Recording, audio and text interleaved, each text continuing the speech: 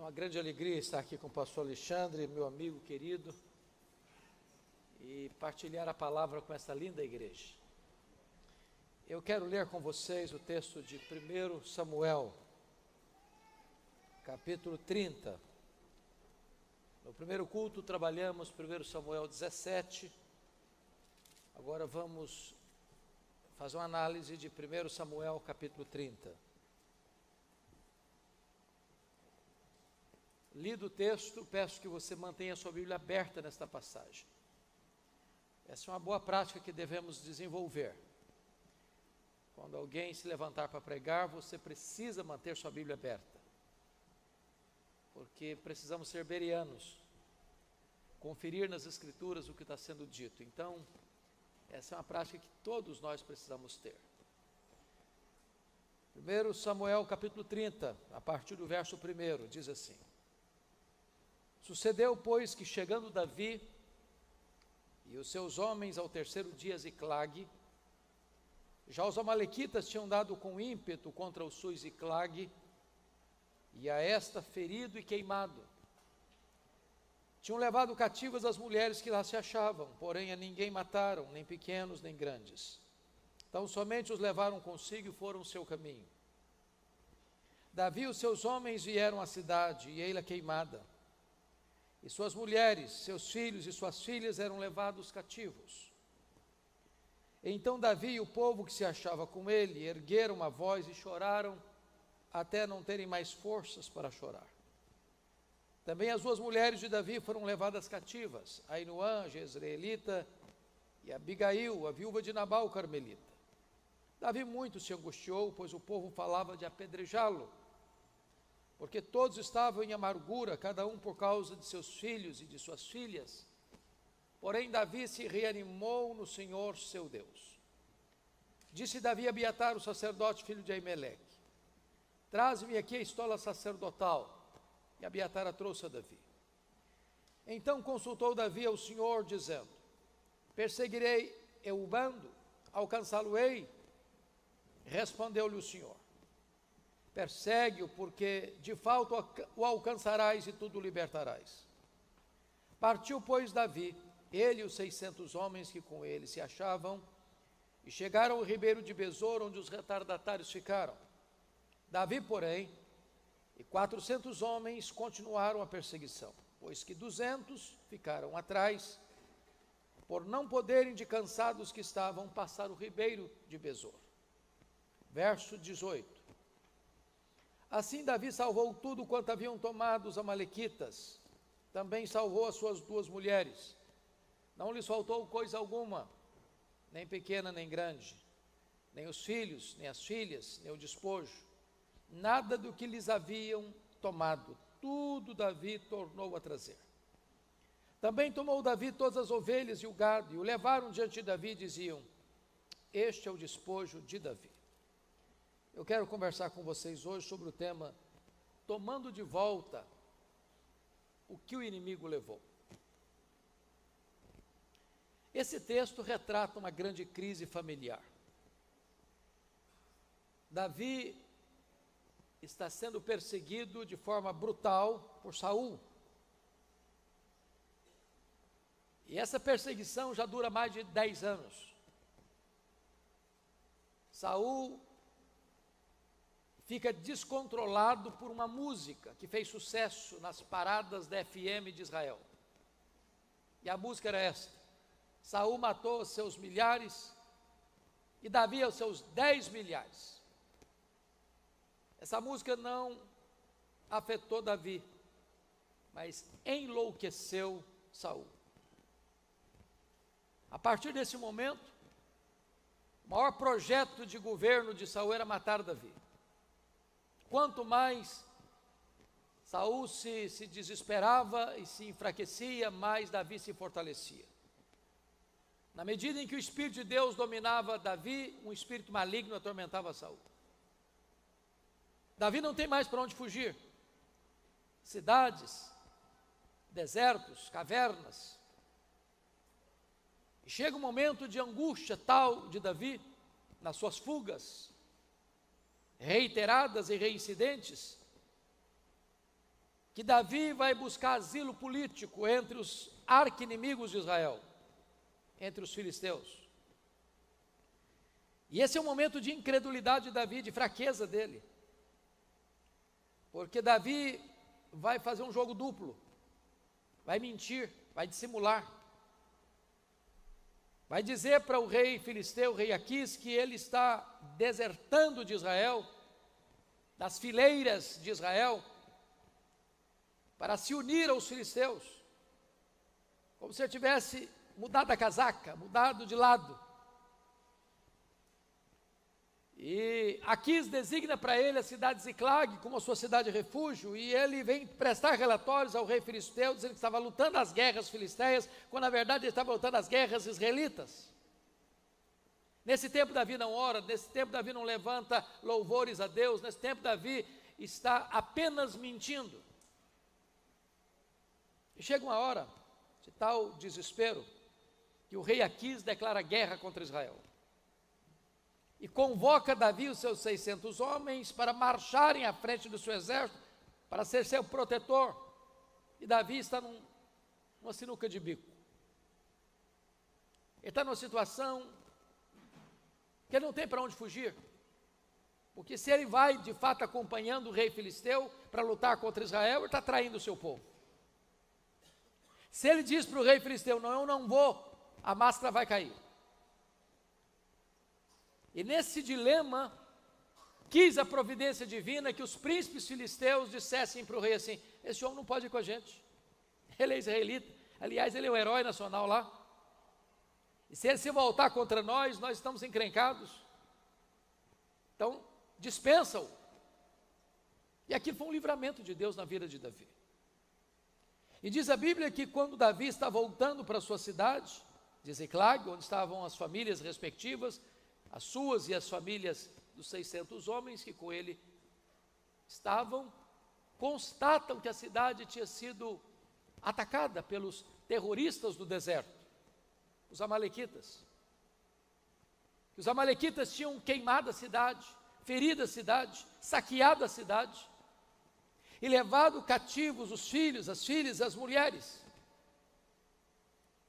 Quando eles viram esse cenário, diz a Escritura, que Davi e os seus homens começam a chorar, até não ter mais forças para chorar. Os aliados de Davi se rebelam contra ele e querem apedrejá-lo. Mas diz a Escritura que Davi se reanimou no Senhor seu Deus, e buscou a Deus em oração, e fez uma oração muito objetiva, apenas com duas perguntas: alcançá-los-ei? Encontrarei o bando? E o Senhor disse para Davi: persegue o inimigo, Davi, porque tudo que ele tomou de você, você vai trazer de volta. E Davi vai, e Davi vence. Davi toma de volta tudo aquilo que o inimigo havia tomado. E Deus muda o placar do jogo, e Deus vira a mesa da história, Deus reverte a situação. O inimigo é derrotado e Davi sai vitorioso desse embate, dessa peleja. Esse texto, portanto, ensina-nos algumas lições que eu passo a descrever. Primeiramente, meus irmãos, esse texto retrata para nós uma batalha. E uma batalha contra a família. E eu não tenho dúvidas de que os amalequitas aqui são um retrato dessa luta espiritual que todos nós enfrentamos. Nenhum de nós aqui tem uma família perfeita. Se a sua é, nos dê o endereço que nós vamos todos para lá aprender com você. A nossa família tem luta, a nossa família tem deficiências, porque nós não somos uma pessoa perfeita, nós não viemos de uma família perfeita, nós não nos casamos com uma pessoa perfeita, nós não temos filhos perfeitos, nós não temos uma igreja perfeita, nós não estamos numa pátria perfeita, então nós temos lutas. A questão é como é que podemos descrever esse cenário. Primeiramente, eu quero dividir essa mensagem em duas partes. Primeiro vamos ver como é que é o ataque do inimigo. E segundo ponto, o que nós vamos fazer diante desse ataque. Então, como é que é o ataque deste inimigo? Primeiramente, olhe o versículo 1 comigo. Está escrito assim: os amalequitas tinham dado com ímpeto contra o sul e Ziclag. Essa expressão tinham dado com ímpeto significa que foi um ataque furioso, avassalador, destruidor. Eu não sei se vocês têm a mesma percepção que a minha, mas quando eu olho o mundo hoje, eu vejo que há um esforço deliberado, concentrado, dos poderes constituídos, da grande mídia, do teatro, da televisão, das mídias sociais, dos parlamentos, das cortes, da literatura, das universidades, numa confluência de fatores para atacar a família, para desconstruir a família, para solapar as bases da família, para minar a família. É uma mudança de perspectiva, uma mudança de cosmovisão, é uma nova interpretação do que é família. O grande problema é que se você destrói a família, você enfraquece a igreja e você detona com a nação. Não há igrejas fortes com famílias fracas, não há nação forte com famílias doentes. Há muitos ataques contra a família hoje, ataques terríveis, devastadores. Eu estava, pastor Alexandre, lá em Vitória, no Espírito Santo, pregando num culto doméstico, e enquanto eu pregava, uma mulher chorava e chorava copiosamente, convulsivamente. Quando eu terminei de pregar, eu fui conversar com aquela mulher e perguntei: por que a senhora está chorando?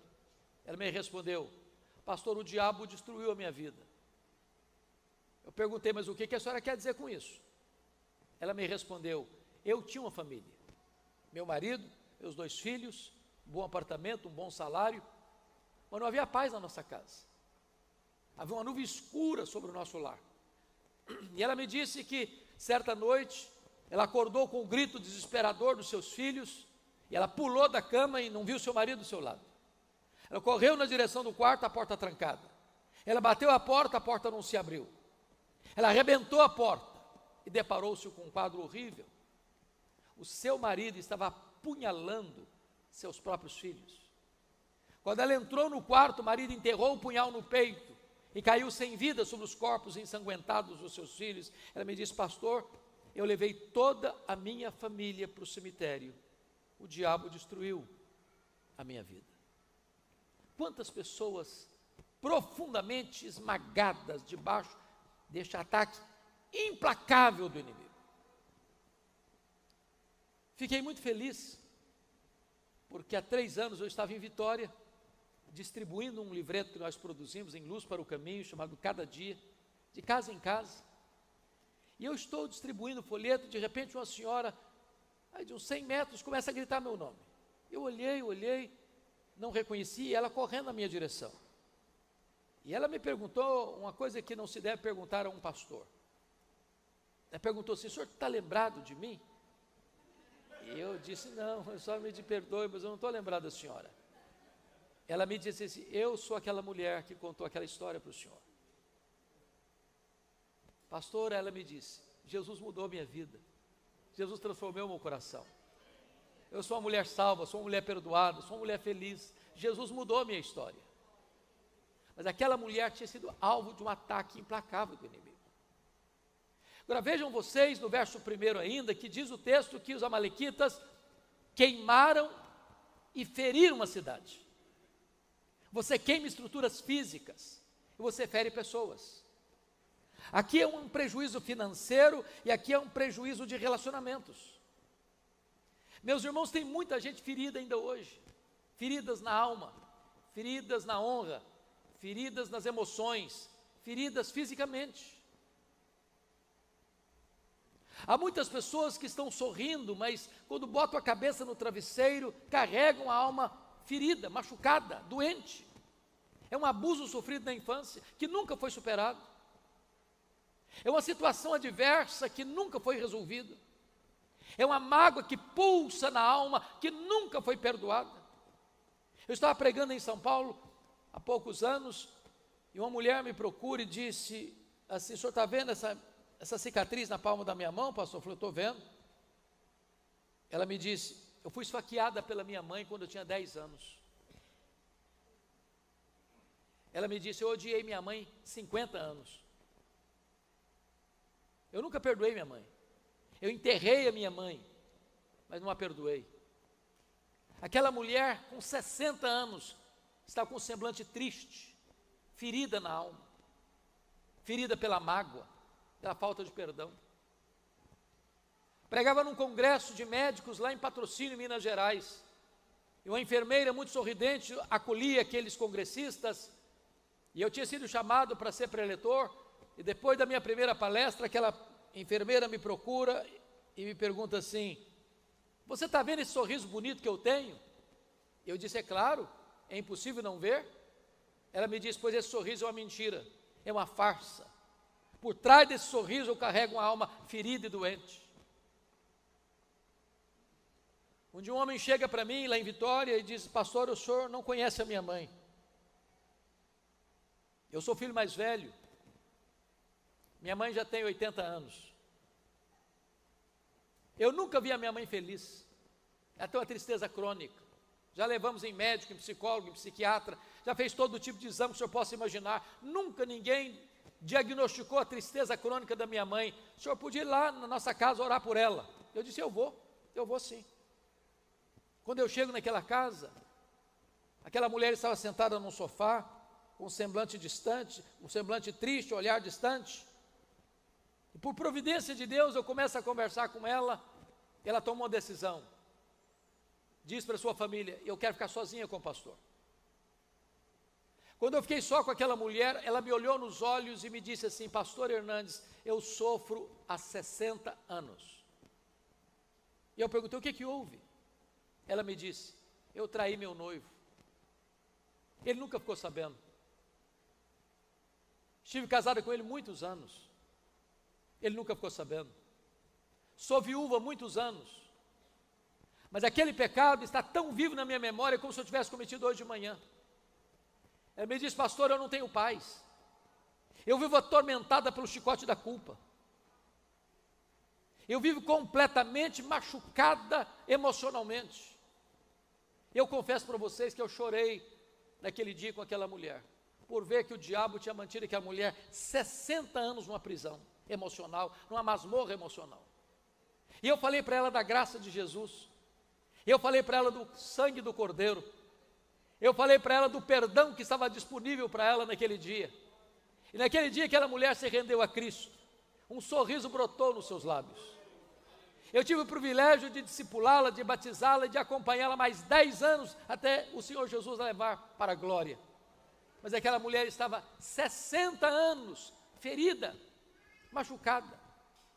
Há muitas pessoas ainda hoje feridas pelo ataque do inimigo. Mas notem comigo nos versos 2 e 3, que o principal alvo do inimigo, meus irmãos, é atingir a família. Os amalequitas levaram cativos as mulheres, os filhos e as filhas. Ora, como é que uma família pode estar bem se tem alguém prisioneiro na família? Como é que a esposa está bem se sabe que o marido está nas mãos do inimigo? Como é que o marido está bem sabendo que a sua mulher está nas mãos do inimigo? Como é que um pai e uma mãe podem estar bem sabendo que seus filhos estão prisioneiros nas mãos do inimigo? São muitas prisões, são muitas algemas. São as drogas, é o álcool, é o tabagismo, é a pornografia, é a promiscuidade, é a violência, é o secularismo, são as ideologias perniciosas que estão aí rondando e fabricando e formatando a mente das nossas crianças, dos nossos adolescentes, dos nossos jovens. Pessoas prisioneiras. Eu nunca me esqueço o dia que um rapaz da igreja, que era um dos líderes de louvor, me procurou e disse: pastor, eu vim comunicar ao senhor que eu estou indo embora de casa. Estou deixando a minha mulher, minhas 2 filhas, deixando a igreja, deixando meu ministério. E eu vou viver uma aventura. Eu conheci outra mulher. Estou apaixonado por ela e quero viver essa experiência. Irmãos, eu usei todos os argumentos que eu podia usar. Nada resolveu, nada. Esse homem deixou a sua família, foi morar com essa mulher. Essa mulher estava fortemente envolvida com feitiçaria. Às vezes eu ia visitá-lo e via despachos aos demônios dentro da sua sala. Eu o exortava, não adiantava nada. Para vocês terem uma ideia, o senhor chegou a ponto de ir para cemitério à meia-noite fazer despacho para os demônios. Nada resolvia, tudo que eu falava para ele caía em ouvidos surdos. Um dia eu contei para ele uma história que eu aprendi lá na África do Sul. Fui visitar a missão Quacisaban, essa é a cultura dos Zulus, e a prática dos Zulus é a seguinte: quando um rapaz começa a namorar com uma moça, ele dá um lenço branco para essa moça. Enquanto o namoro durar, a moça fica com o lenço branco. Se o namoro terminar, a moça tem que devolver o lenço branco para o rapaz. Se ela não devolve, ela está dizendo tacitamente para ele que quer ser possuída por ele, quer se entregar a ele. E nós estávamos lá quando um ex-namorado abusa de uma menina, de uma moça. A família levou o caso às autoridades. E a primeira pergunta que fizeram para a moça foi esta: você devolveu o lenço branco para ele? Ela disse não. Disseram então: não podemos fazer nada, essa é a nossa cultura. Então eu disse para aquele homem: você precisa devolver o lenço branco. Passaram-se 3 semanas, o telefone tocou no meu gabinete, eu atendi, era ele. Ele disse: pastor, corre aqui para minha casa que eu quero devolver o lenço branco. Fui para lá. Eu confesso, pastor Alexandre, que eu nunca vi uma cena daquela. Me assentei na frente dele e esse homem começa a tremer dos pés à cabeça. A roupa dele ficou ensopada de tal forma que ele suava e transpirava. Eu sabia do nível da batalha espiritual que eu estava enfrentando. E eu perguntei: você está pronto a devolver o lenço branco? Ele disse: pastor, eu preciso. Falei: então, você vai pegar uma caixa grande, tudo que você tiver dentro dessa casa de feitiçaria, você vai botar dentro dessa caixa.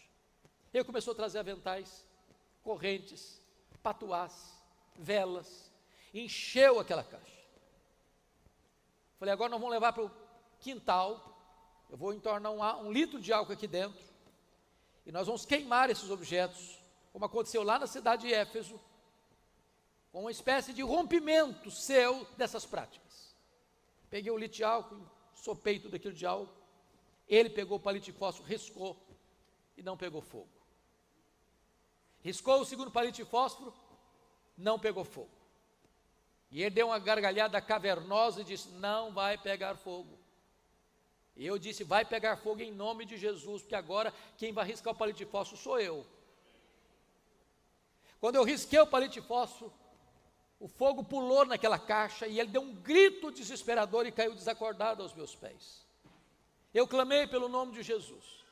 O Senhor o trouxe à consciência, e o trouxe à consciência com o coração quebrantado e arrependido. Estava prisioneiro nas mãos do inimigo. Mas notem mais comigo no texto, porque no versículo 6 tem outra artimanha do inimigo. Está escrito aí no versículo 6 que os homens de Davi, aliados de Davi, estão revoltados contra Davi e querem apedrejá-lo.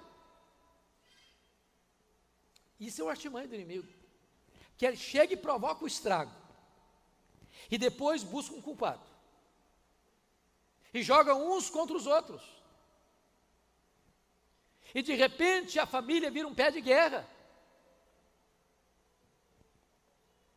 De repente os homens que eram aliados de Davi estão querendo matar Davi. É a família em guerra, é o marido acusando a esposa acusando o marido, é o filho acusando o pai acusando o filho, é a mãe acusando a filha acusando a mãe, é o genro acusando a nora, a sogra acusando o genro, e a família vira um campo de guerra. Se você esquecer tudo que eu falar nesta manhã, mas lembrar-se apenas dessa frase, já me dou por satisfeito nesta manhã, e a frase é esta: quando você faz do aliado inimigo, você faz do inimigo aliado. A nossa luta não é contra carne e sangue, a nossa luta é contra principados e potestades, contra dominadores deste mundo tenebroso, contra forças espirituais do mal nas regiões celestes. Nós não podemos lutar com armas carnais, precisamos de armas espirituais, poderosas em Deus, para destruir fortalezas e anular sofismas. Seu problema não é seu pai, seu problema não é sua mãe, seu problema não é sua mulher, seu problema não é seu marido, seu problema não é sua sogra, seu problema não é seu cunhado, seu problema é espiritual.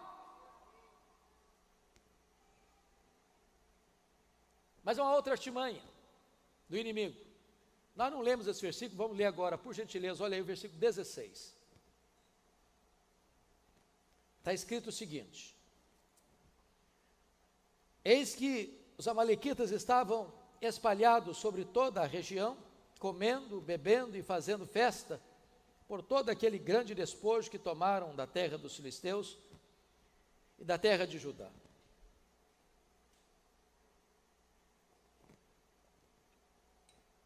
O ponto aqui é o seguinte: quando o inimigo vem atacar a família e alcança vitória sobre a família, o inimigo celebra essa vitória imposta aos filhos de Deus. A grande pergunta é: onde a minha casa, onde a minha família, onde a minha vida está produzindo festa? No acampamento de Deus ou no arraial do inimigo? E eu queria ilustrar isso com a história de um homem que vocês conhecem tão bem, que é Sansão. A Bíblia diz que Sansão foi escolhido por Deus antes de ser concebido. A Bíblia diz que ele era um nazireu, consagrado a Deus desde o ventre. A Bíblia diz que ele era um juiz libertador de Israel, o juiz que fez carreira solo. Vocês bem sabem que o voto de nazireado implicava em que 3 coisas um nazireu não podia fazer. Ele não podia tocar em cadáver, ele não podia beber bebida forte, podia beber vinho, e ele não podia cortar o cabelo. Diz a Bíblia que um dia Sansão, caminhando por Tímina com seu pai, viu uma moça filisteia e disse assim: papai, eu quero aquela moça para mim. Seu pai disse: não, filho, você não está entendendo, essa moça é do povo filisteu, é do povo que nos oprime. Essa moça tem outros deuses, tem outros valores, tem outros princípios, com ela não. Tem tanta moça em Israel. Sansão respondeu para o pai assim: eu quero é esta, porque só desta eu me agrado. Em outras palavras, velho, não tem papo, não tem conversa, eu quero e acabou. Deixa eu dizer algo para vocês. Eu sou pastor há 41 anos. Eu nunca vi um rapaz, uma moça, que tendo desobedecido pai e mãe na área de namoro, tenha sido feliz no casamento. Escute seus pais, ouça seus pais. Eu não quero nem saber se o seu pai é quadrado ou redondo, escute seus pais. Eu não quero saber se ele é doutor ou analfabeto, escute seus pais. Esse é um princípio de Deus. Sansão não quis ouvir seu pai. Diz a Bíblia que no dia que ele vai para conhecer essa moça, um leão novo pula em cima dele, e ele era muito forte, pega o leão e rasga-o como rasga um cabrito. Eu confesso que eu dou risada de novo quando eu leio esse texto, porque eu não consigo rasgar um coelho, quanto mais um leão. No dia do casamento, eu imagino, vestido de fraque, gravata borboleta, todo bonitão, está passando por lá com a família, lembrou da cena do leão, saiu da estrada, foi lá para ver o que tinha acontecido. Lá estava a caveira do leão e tinha um enxame de abelhas na caveira do leão, e diz a Bíblia que ele foi lá dentro e pegou um favo de mel, e chupou o mel e ainda deu para o seu pai. Ali ele quebrou o primeiro voto de nazireado, ele não podia tocar em cadáver. Ele procurou doçura no pecado, Ele procurou prazer no que era proibido. Ali ele rompeu o primeiro vínculo que ele tinha com Deus. E diz a Escritura que ele vai para a festa. E está lá em Juízes que ele deu uma festa de arromba, porque ele não quis ser diferente dos moços da sua época. Em outras palavras, ele não respeitou as normas do nazireado, e ele deu uma festa regada de bebida alcoólica, e quebrou o segundo voto de nazireado. Agora, notinha de rodapé. Eu não sei como é que está aqui na América, pastor, mas eu tenho rodado o Brasil, já preguei em todos os estados do nosso país, nas mais diversas denominações do nosso país, o Brasil. E por onde eu ando, eu vejo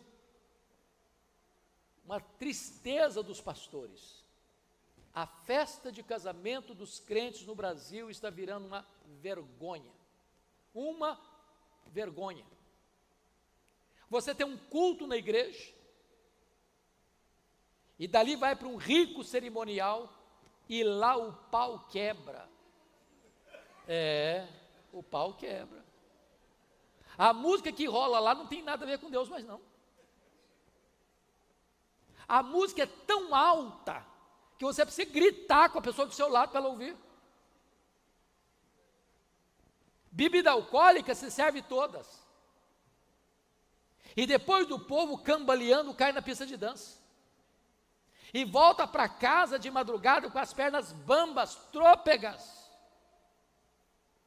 E alguns dizem, não, pastor, mas se não tiver bebida alcoólica vai ficar muito chato, que vai estar lá o doutor fulano das contas, vai estar até lá um político muito importante do país. Meus amados, que tome água gelada, suco e guaraná. Quem está dando a festa é você. E mais, você e eu já vimos festas belíssimas, riquíssimas, lindíssimas, sem precisar usar uma gota de álcool. Você não tem que copiar o mundo para agradar o mundo, não. Você tem que ser diferente do mundo. Você tem que dizer, não, a minha festa é diferente, eu sou crente, eu tenho um compromisso com o meu Deus.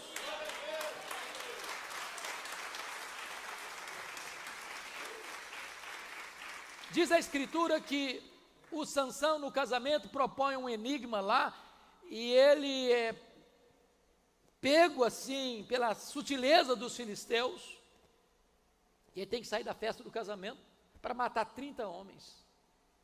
Tem graça nisso? Quando ele termina essa matança, ele não volta para a festa não, ele vai para casa. Aí um dia sentiu saudade da jovem esposa, que nem tinha tido lua de mel ainda, que o casamento dele ia para o livro dos Guinness, não teve lua de mel. Quando ele voltou, o sogrão dele tinha dado a mulher dele para outro homem. Ele ficou muito irritado e incendiou a campina dos filisteus. Os filisteus revoltados disseram para o seu povo assim, ou você nos entrega esse cara, ou nós vamos arrebentar com vocês. Foram para Sansão, Sansão se deixou amarrar pelos seus correligionários, pelo seu povo, e quando os filisteus chegaram, ele rompeu todas as amarras, pegou uma queixada de jumento e matou 1000 filisteus. Dali ele desceu para Gaza e diz a Bíblia que ele, que era um homem cheio do Espírito Santo, deitou com uma prostituta. Um abismo chama outro abismo. E ele sai de Gaza com as portas da cidade nas costas e com o pecado da cidade no coração, e vai deitar no colo de outra mulher filisteia, a Dalila, que vai fazer jogo com ele e ele com ela, e ele fica prisioneiro desse jogo.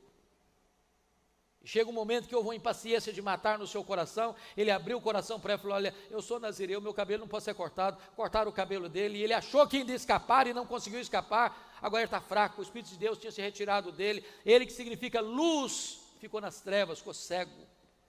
Ele que era um libertador do seu povo, agora está cativo. Ele que era um homem que devia trazer glória para o nome de Deus, é levado a um templo pagão, e eles dão glória ao Deus pagão, está produzindo festa no território do inimigo, e não no acampamento de Deus. Onde a sua vida está produzindo festa? No acampamento de Deus, ou no arraial do inimigo? Bom, esse é o primeiro ponto. Se eu parasse aqui, seria desesperador para nós. A grande pergunta é, o que é que eu vou fazer quando eu percebo que o inimigo está cirandando com a minha família? primeira coisa que Davi fez, meus irmãos, está no versículo 4. Diz o texto que ele chorou até não ter as forças para chorar. Hoje as pessoas estão chorando diante dos melodramas do Netflix. Mas qual foi a última vez que você chorou pela sua família? Pelo seu cônjuge? Pelos seus filhos? O grande problema, amados, é que nós estamos lutando pela nossa família com o coração seco demais, com os olhos enxutos demais. Precisamos pedir a Deus o dom das lágrimas. Porque quem chora está dizendo que alguma coisa está errada. Quem chora está dizendo que não pode se conformar com o caos. Davi não chorou escondido num quarto trancado, não, chorou em público para todo mundo ver. Alguns de vocês certamente já ouviram falar do pastor Tim Cymbala, pastor batista aqui nos Estados Unidos, no Brooklyn, Nova York. Uma igreja brilhante, maravilhosa, crescente, um ministério de música conhecido na América toda. Um dia o pastor Tim Cymbala chegou em casa e a sua filha primogênita disse assim para ele, era adolescente, disse, papai, eu não quero saber mais da igreja. Eu quero ir embora de casa, quero curtir a vida, quero saber o que está pulsando do outro lado do muro. O pastor Cymbala pediu para ela ficar, chorou, insistiu, nada adiantou. A menina adolescente botou uma mochila nas costas e saiu de casa. O pastor Cymbala pensou em abandonar o ministério e disse, meu Deus, eu não tenho estrutura emocional para continuar sendo pastor. Um dia um pastor ligou para ele da Flórida e disse, pastor Cymbala, esquece essa menina. Não está nem aí com você, toca a sua vida, toca o seu ministério. Mas que pai esquece uma filha? Que mãe esquece um filho?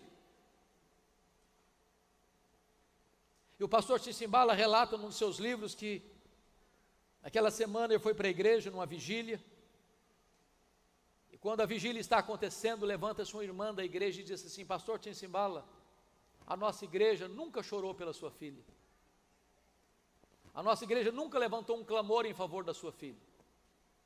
E ele diz que naquela noite, todos os irmãos presentes na vigília deram as mãos, fizeram um grande cordão ao redor dos bancos, e aquele templo se transformou numa sala de parto, de gemidos, de soluços, de lágrimas.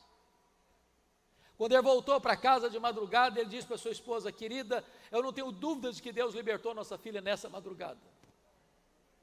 2 dias depois, bem de manhã a campainha toca, a mãe vai à porta para atender a sua filha em lágrimas.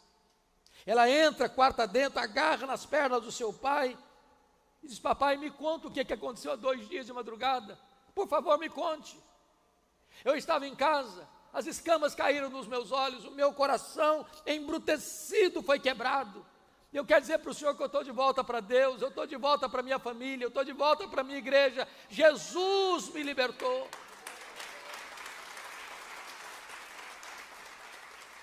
Eu quero dizer para você, pai, para você, mãe, não desista de seus filhos, não abra mão de seus filhos. Você não gerou filhos para a morte, você não gerou filhos para o cativeiro, você não gerou filhos para povoar o inferno. Seus filhos são herança de Deus, lute por eles, chore por eles, ore por eles, jejue por eles, mas não desista deles em nome de Jesus.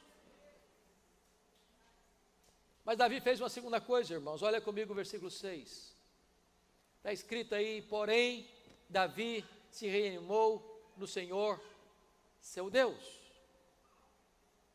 Veja que o texto começa aí com a conjunção adversativa, porém. Por que Davi se reanimou? Porque ele era forte? Porque tinha muitos aliados? Porque o inimigo era fraco? Porque o problema era pequeno? Porque tinha uma estratégia? Não. A situação é desesperadora. Eu me coloco no lugar de Davi e fico imaginando que eu fosse pastor de uma igreja de 600 membros, e não tem nenhum membro do lado do pastor. Os 100 membros querem matar o pastor. Mas está escrito, porém, Davi se reanimou no Senhor, seu Deus. Em outras palavras, se Deus está do seu lado, não há problema tão grande que você não possa resolver. Se Deus está com você, você é a maioria absoluta. Com Deus não tem causa perdida, com Deus não tem problema insolúvel, com Deus não tem casamento irrecuperável, com Deus não tem família sem solução. Para Deus tudo é possível. Reanime-se no Senhor seu Deus.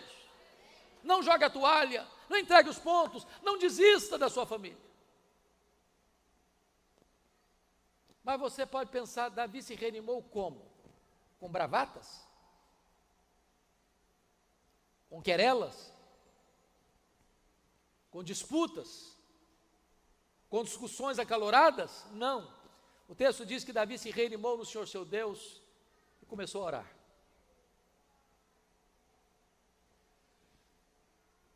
E o que eu acho curioso é que a oração de Davi nós poderíamos chamar de uma das orações mais medíocres registradas na Bíblia. São duas perguntas. E quais foram as perguntas que ele fez? Confira aí comigo, por gentileza. A pergunta que ele faz é essa: perseguirei o bando? Alcançá-lo-ei? Se fosse hoje, a gente, ó Deus, perseguirei o bando? Alcançá-lo-ei? Em nome de Jesus, amém. Mas trocando em miúdos, o que ele está falando? O que ele está falando é o seguinte: meu Deus, eu estou levando de goleada do inimigo. Estou sofrendo uma derrota acachapante. Eu vou ficar de braços cruzados? Eu vou achar que é assim mesmo? Eu vou me conformar? Eu vou aceitar passivamente a decretação da derrota? Ou eu vou reagir? E Deus responde para Davi: reage, meu filho, reage. Porque tudo que o inimigo tomou de você, você vai trazer de volta. Não entregue os pontos, não jogue a toalha, não desista não. Não se conforme, não. Quando você ora, Deus responde. Quando o homem ora, mas quando o homem trabalha, mas quando o homem ora, Deus trabalha. Não é a oração que é poderosa, a oração não é poderosa. Poderoso é Deus que responde a oração. Agora a oração conecta o altar da terra com o trono do céu. A oração conecta a fraqueza humana com a onipotência divina. Não há causa tão difícil que Deus não possa resolver mediante a resposta da oração. Agora preste atenção. O que Deus promete para você não é ausência de luta, é vitória segura. O que Deus promete para você não é caminhada fácil, é chegada certa. Porque o texto diz que dos 600, 200 ficaram para trás de cansados que estavam, mas se você tem a promessa, você não vai recuar, você não vai desistir, você vai avançar e você não vai deixar nada nas mãos do inimigo, em nome de Jesus.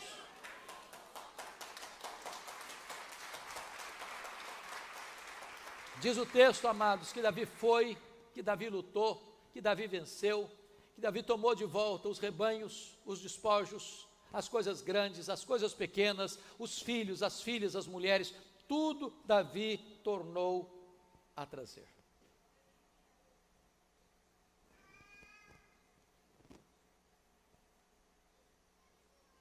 O que é que hoje você, fazendo uma análise da sua vida, identifica que você já teve e o inimigo levou? Talvez o diálogo na sua casa. Talvez a bênção de sentar ao redor da mesa para uma refeição. Talvez a doçura no trato. Talvez as palavras amáveis. Talvez o seu culto doméstico. Talvez a delícia de ler a Bíblia. Ler a Bíblia. Estávamos comentando ontem, né, pastor, sobre a igreja dos valdenses. Me permita uma notinha de rodapé. Eu tive a semana passada na cidade de Turim, na Itália, visitando a igreja valdense. Meus irmãos, os valdenses começaram no século XII, com Pedro Valdo, em Lyon, na França.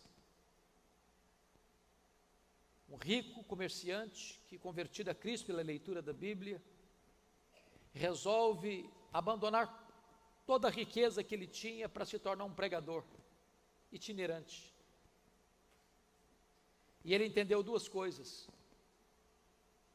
não tem como abençoar o povo se nós não ensinarmos a Bíblia para o povo. Palavras humanas são palha. Só o trigo da verdade satisfaz a alma humana. Eles viveram 400 anos na clandestinidade, sendo perseguidos, torturados, queimados vivos, espoliados. Isso é antes da imprensa, porque isso começa em 1173. A imprensa só é inventada em 1450. Ter uma cópia da Bíblia, para vocês terem uma ideia, custava 1 ano de trabalho para comprar uma cópia da Bíblia. A igreja romana, na época, considerou esta igreja valdense herética e começa a perseguir e a matar os valdenses, queimando as suas cópias das Bíblias. Então eles instruíam os seus jovens que saíam para pregar na clandestinidade para memorizar a Bíblia. Às vezes queimava todas as cópias, mas eles tinham todo o conteúdo de cabeça, de cor, e conseguiam escrever tudo de novo. E hoje você tem Bíblia no seu celular, e hoje você tem diversos tipos de Bíblia, e você tem Bíblias de estudo, você tem Bíblia para criança, Bíblia para jovem, Bíblia para casais, Bíblia para idosos, Bíblia para empresário, Bíblia para empregado, Bíblia para todo jeito. E fala João 3,16, a pessoa claudia que não sabe citar. Não se memoriza mais a Bíblia, não se guarda mais a Bíblia no coração, não se ora mais com prazer.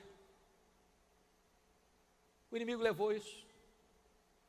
E eu quero encorajar você, em nome de Jesus, nesta manhã, a tomar de volta aquilo que o inimigo levou da sua vida. E eu queria encerrar remetendo vocês ao livro de Êxodo, porque lá no livro de Êxodo está, para mim, a maior referência de batalha espiritual da Bíblia. O Egito é um símbolo do mundo, o Faraó é um símbolo do diabo, a escravidão é um símbolo do pecado, o Êxodo é um símbolo da redenção, Moisés é um símbolo de Cristo. Quando Moisés estava tirando o povo de Israel do Egito, Faraó tentou impedi-lo, oferecendo-lhe 4 propostas. Primeira proposta, Êxodo 8, 25. Não precisa ir embora não, levanta altar no Egito mesmo. Você quer ser crente? Tem problema não, pode ir para a igreja, TDM, tem problema não. Não precisa mudar de vida, para quê? Continua vivendo a vida que você está, sempre teve. Você está na igreja, domingo está na igreja, está tudo bem. Isso é proposta do diabo. O projeto de Deus para você é ser uma nova criatura, é ter novos valores, ter novos princípios, ter uma nova mente, um novo coração, uma nova vida, uma nova família, uma nova pátria, uma nova herança.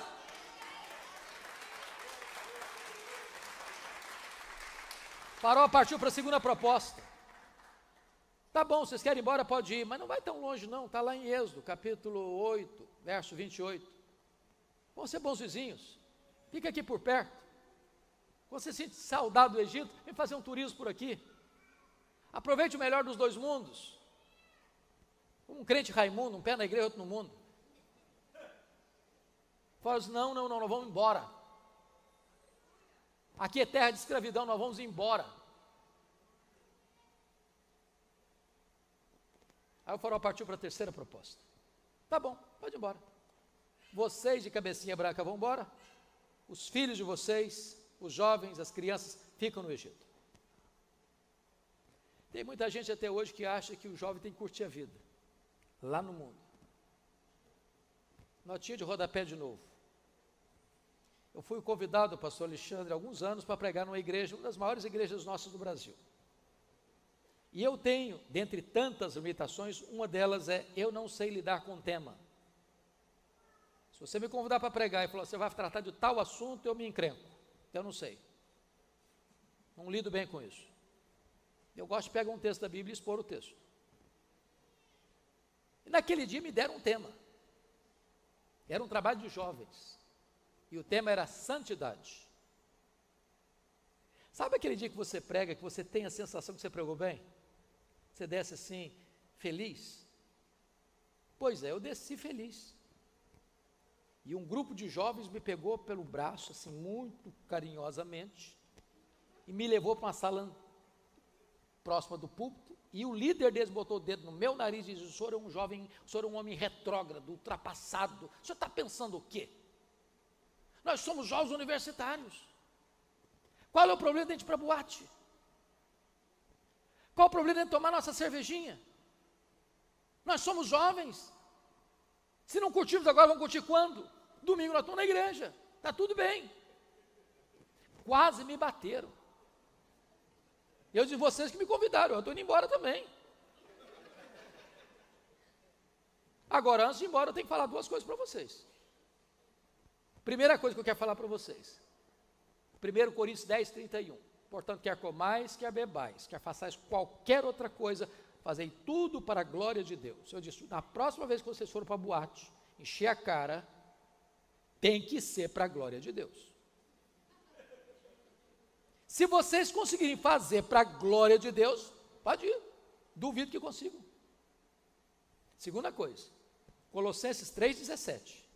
E tudo que fizerdes, seja em palavra, seja em ação, fazei em nome do Senhor Jesus, dando por isso graças a Deus Pai. Então, da próxima vez que for para a boate, encher a cara, você tem que dizer: estou aqui em nome de Jesus e glória a Deus que eu estou enchendo a cara. Se conseguirem, vão em frente.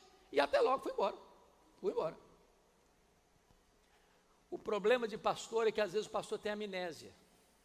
Uns 10 anos depois, receba um convite, não olhe direito, a mesma igreja. Tomei um susto quando estou chegando, falei: meu Deus, é aqui.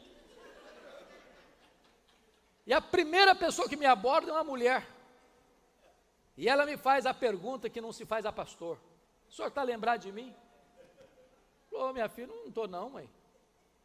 Falei: eu sou mãe do rapaz que botou o dedo no seu nariz. Falei: pronto, não apanhei do filho, vou apanhar da mãe agora, 10 anos depois. Falei: o que aconteceu com seu filho? Ela me disse: pastor, Jesus mudou a vida do meu filho naquele dia que o senhor o confrontou. O meu filho é um homem de Deus, é um servo do Altíssimo, é um dos líderes desta igreja. Eu quero dizer para vocês, meus amados, que o lugar de jovem curtir a vida é na casa de Deus, é no altar de Deus. Porque só no altar de Deus tem plenitude de alegria e delícias perpetuamente. Moisés disse para Faraó: não, nós vamos embora, é todo mundo, a família não ficar dividida não, toda a nossa casa vai servir a Deus. Está lá em Êxodo 10, versículo 10 e 11. Mas aí o Faraó parte para a última proposta. Lá em Êxodo 10, versos 24 e 25. Tá bom, pode ir embora todo mundo então. Mas os rebanhos de vocês ficam. Vocês servem a Deus e o dinheiro de vocês fica no Egito. Há um grande perigo aqui. Porque foi Jesus quem disse assim: onde estiver o teu tesouro, aí estará o teu coração. Tem crente, irmãos, que parece que tem uma jararaca no bolso. Eu sou convertido, meu coração, o bolseiro não é convertido não. Então me permita dizer uma coisa para você hoje aqui. Se você ainda não é um dizimista fiel, você precisa repensar a sua vida. Se o seu coração ainda está no dinheiro, você ainda não está servindo ao único Senhor. Foi Jesus quem disse isso. Jesus chamou o diabo de Senhor, Jesus chamou César de Senhor, mas Jesus chamou dinheiro de Senhor. E Jesus diz: ninguém pode servir a dois senhores, a Deus e as riquezas. A resposta de Moisés a Faraó é emblemática. Faraó queria todos os rebanhos. Moisés diz assim: ô Faraó, escuta essa aqui, você quer os rebanhos? Pois nem uma unha vai ficar no Egito. Nem uma unha. Até hoje eu não sei muito bem para que serve uma unha. Deve servir para alguma coisa. O que Moisés está dizendo para Faraó é o seguinte: tudo que Deus nos deu vai estar a serviço de Deus. Nós não vamos deixar nada nas mãos do inimigo, nada. Então hoje, em nome de Jesus, eu quero conclamar você a tomar de volta o que o inimigo levou. E colocar nas mãos de Deus e no altar de Deus, consagrando a Deus tudo aquilo que Deus lhe deu. Com a permissão do nosso pastor, eu quero convidar você para orar comigo hoje. Como disse no começo, nenhum de nós tem uma família perfeita. Todos nós temos telhado de vidro. Todos nós. E todos nós precisamos da graça de Deus na nossa casa, na nossa família. Se você quer orar comigo hoje sobre a sua casa, sobre a sua família, pela sua família, eu quero convidar você para levantar do seu lugar, vir aqui à frente, nós vamos orar juntos aqui no altar. Se você tem uma causa a apresentar a Deus, da sua casa, da sua família, vem aqui, nós vamos orar.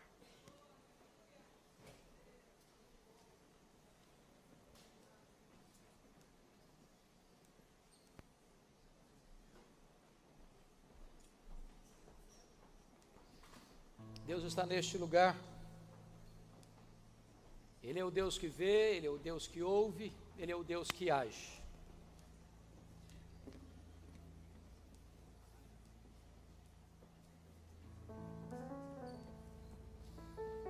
Se você está perto da sua esposa ou do seu marido, abrace seu marido, abrace sua esposa. Se você está perto do seu pai, da sua mãe, abrace seu pai e sua mãe, por gentileza.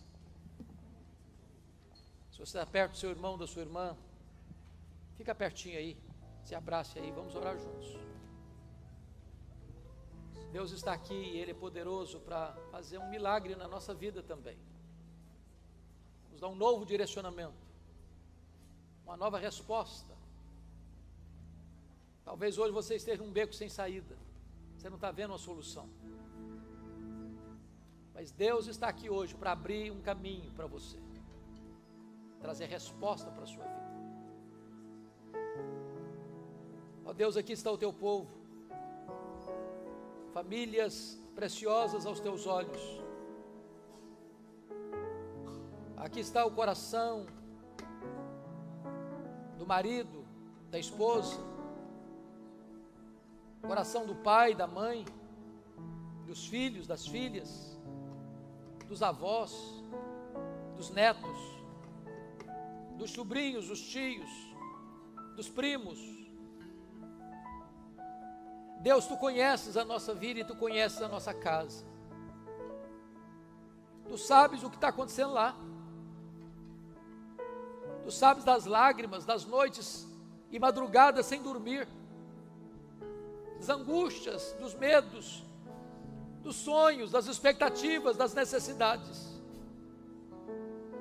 E eu te peço agora, Senhor, em nome de Jesus, que Tu acendas uma lâmpada de esperança no nosso coração. Aqueles que já jogaram a toalha, que já desistiram, Senhor, renova o ânimo, que eles possam reagir no Senhor.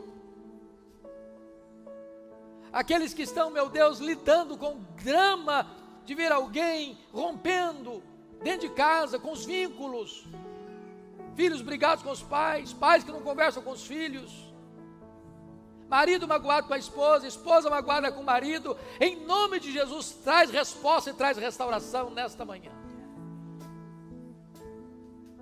Aqueles, meu Deus, que estão aqui com o coração pesado pela solidão, pela angústia, pelo tempo que passa, sem ouvir uma resposta objetiva e clara da Tua parte, ó Senhor, que nesta manhã Tu abras os céus e traga a resposta clara para cada um de nós. A nossa família é Tua, Senhor. Ela não é perfeita, mas ela é Tua, e nós a consagramos a Ti. E nós te pedimos que nesta manhã, ao voltarmos para casa, voltemos com a certeza da Tua resposta, com certeza da vitória, que as algemas possam ser quebradas, que os laços possam ser rompidos, que o inimigo seja derrotado no poder do sangue de Jesus. Nós tomamos posse nesta hora, Senhor, da vitória que temos em Cristo Jesus. Abençoa o Teu povo, alegra a alma do teu povo, e permita que cada um de nós aqui tome de volta aquilo que um dia tu nos deste, porque não queremos que nenhuma unha fique nas mãos do inimigo. Oramos em nome de Jesus, a razão da nossa esperança. Aleluia, amém. Dê um abraço em quem está perto de você aí, por gentileza, e volte ao seu lugar.